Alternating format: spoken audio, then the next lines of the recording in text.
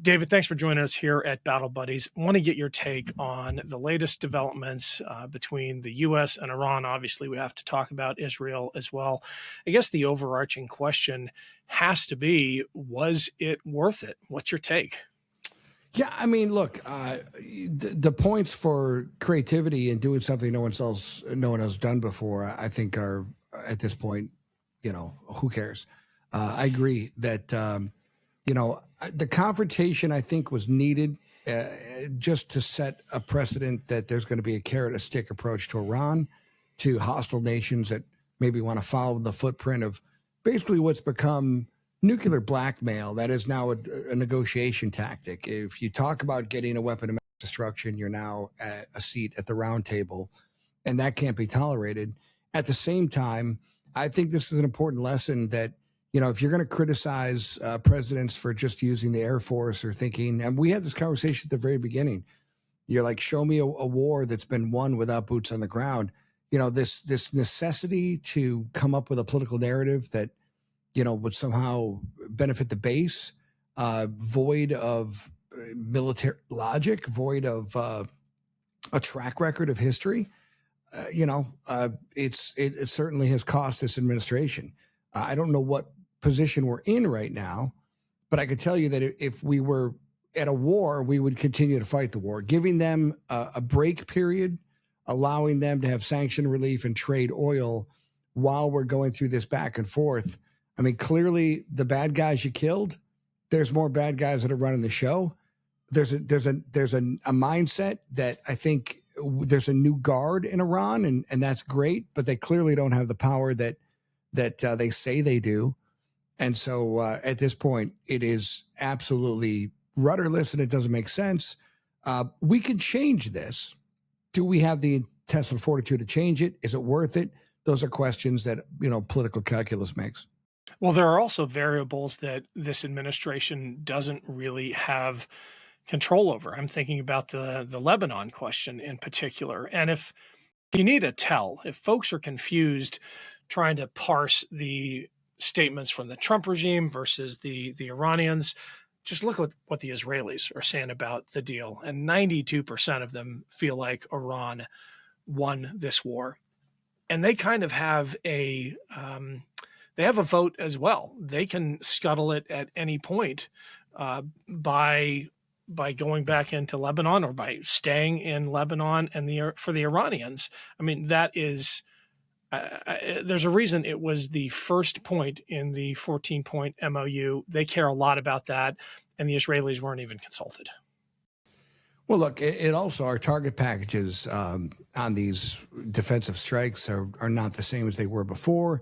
And you have to question how much were we relying on Israel for those target packages as well. Here's the bottom line up front. You're negotiating for a car. I can't jump into it and start telling you what terms to take. The fact that we even entertained that Lebanon was on the table. We could say the same thing about Yemen and the Houthis. And there's a big Saudi counterstrike right now going on with the Saudi-backed dissidents of the government, I should say, that are fighting back against the Houthis. That's not tossed into the mix. The Red Sea is not a part of this. This is about Strait of Hormuz, the Persian Gulf, and about Iran. And anything else, I don't think it was a good day for diplomacy. And I certainly don't understand why you wouldn't take this overwhelming force and just continue it to the point where you can actually say things are noticeably different in Iran because we force them to meet us at the table. At this point, this looks very much like Syria and Obama. And I was critical of that because of the void and the vacuum that Putin filled. But, there needs to be criticism where criticism's deserved. When you say, let's use this overwhelming force, are you talking about boots on the ground? You think one of the lessons from Syria and before that Iraq was you cannot achieve your objectives, especially if one of them is regime change, which the administration articulated very clearly at the beginning, without boots on the ground. Well, yeah, I mean, look, the problem with Iraq and Afghanistan was not, toppling regimes. Clearly, we're gifted at breaking things. The key was maintaining the security and the safety and the peace, that transition to civil authority. That's what we broke. That really should be the lesson learned. Um, we again, we're caught in it. When I was on the side that could point to the other side and say, never ending wars, you should know better. The fact is, what makes a never ending war is not having an end state, not knowing what is the metric, what's the barometer that we're using to show that we actually accomplish what we're here to do. That has to be articulated, not only to the chain of command, it's got to be articulated to the American people. I mean, a president that's so gifted in communicating where he doesn't need comms directors, he has accessibility, he does press conferences every day. I mean, the articulation of this mission to this day, I don't understand what it is that we're trying to do. If we're going to turn it over to the military, they're going to tell you that there's areas of Iran that you could easily occupy and maintain and hold, and that's going to reduce the ability for interference and meddling in the Strait of Hormuz. It's going to eliminate any possibility for threats on the coastal line, and it's going to preserve the oil to continue to, for them to continue operation in the global market. But we live in this fear of the never-ending war and boots on the ground and what that means. And, I just think it's an irrational fear, because if you're clear about the objectives and clear about what the mission is, you don't have, by nature of definition, you don't have a never-ending war. So the whole thing to me is it makes no sense. Do you think one of the failures when it comes to our strategic imagination is this hope of a stable end state? I mean, you have figures in the Israeli establishment, most of them in opposition now, who say that the mowing the lawn strategy actually kind of works. It's not idealistic. It doesn't assume that you're going to have, a stable peace. It's realistic, and it's brutal, but it's realistic. It's like the benevolent dictator. It's not necessarily the worst thing in the world that's ever happened, because they keep the trains running on time and you have water and garbage that goes out, but they're still dictators. So, looking back at, Musharraf in Egypt, he wasn't a big fan of musical theater, but I think they would have taken him over the Muslim Brotherhood. I think Saddam would have probably been a much better, especially if you're trying to check Iran. Saddam would have been your huckleberry to do that. And he did it for, 30 years leading Iraq. Horrible person, horrible dictator. However, there were some things that kept peace. So I guess fundamentally we're flawed because we continue to look at the Eastern world through a Western lens. We don't understand the honor code. We don't understand, what it is that we're actually fighting. Our enemies tell us they want to kill us. We don't believe them. We think that money is the nature to all problems. And if we just flood you with money, you're going to be our best friend forever. You look at the way China goes into Africa, and China basically says, I don't care how you treat women. I don't care how you treat the LGBTQ plus community.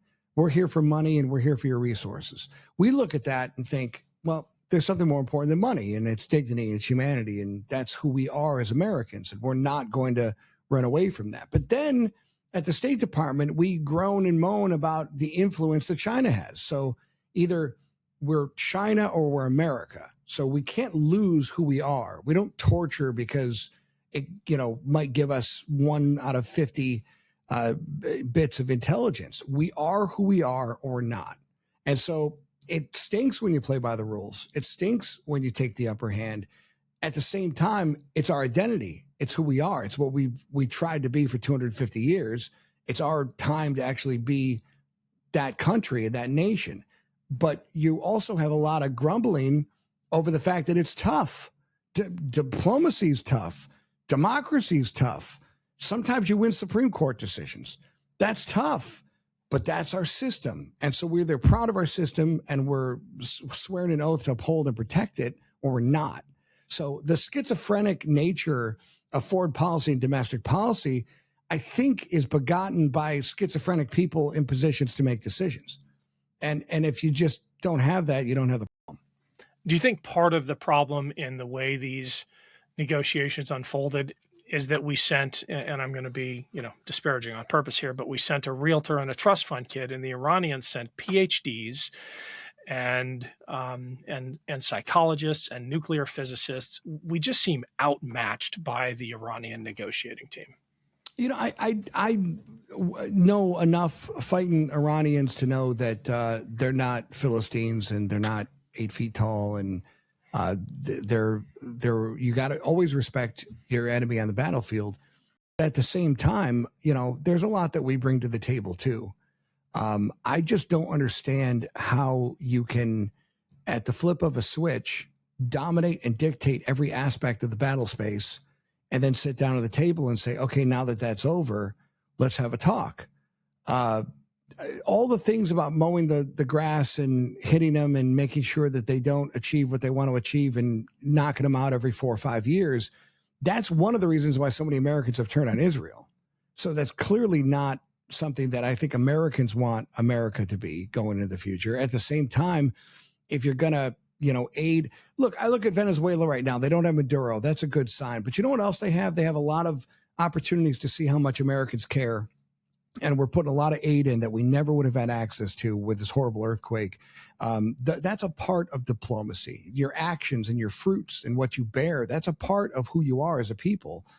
Iran can never see that if the filter they're getting is their state-run media. That's the problem. The problem is that you can't articulate who you are and what you stand for if you don't break that veil. And so the idea that Iran cares about members of their the little Supreme Council of the Ayatollah is ridiculous. They don't care about their people.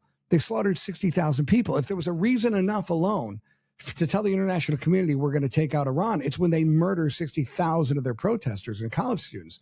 We didn't do that.